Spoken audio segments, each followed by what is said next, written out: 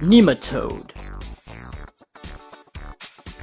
Alright, we are within Bilatria, including animals that are bilaterally symmetrical during embryonic development. It is divided into Protostomia, including arthropods, mollusks, annelids, and their close relatives, and Deuterostomia, including chordates, echinoderms, and their close relatives.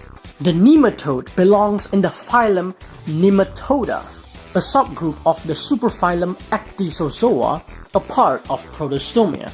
Therefore, our animal is a deuterostome. Ibex. The magnorder Boreoeutheria.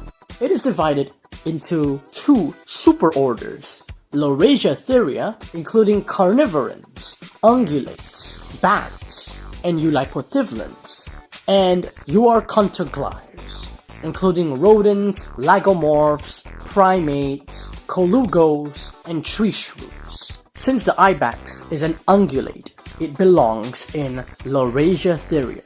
Therefore, our animal is a member of Euarchontoglires. Capybara.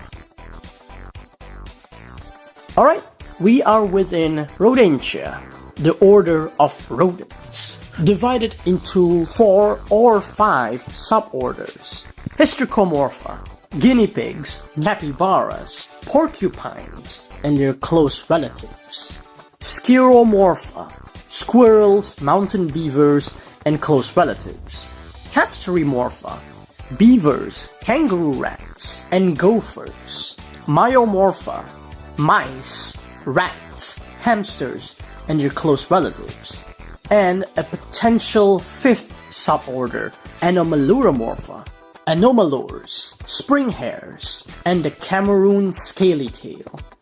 The capybara belongs in the suborder Hystricomorpha. Therefore, we have to try another rodent suborder, mouse. Alright, so it's not the mouse.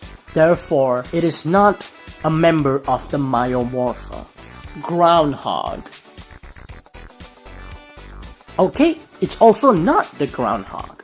That means it is not a member of the Skyromorpha. Beaver.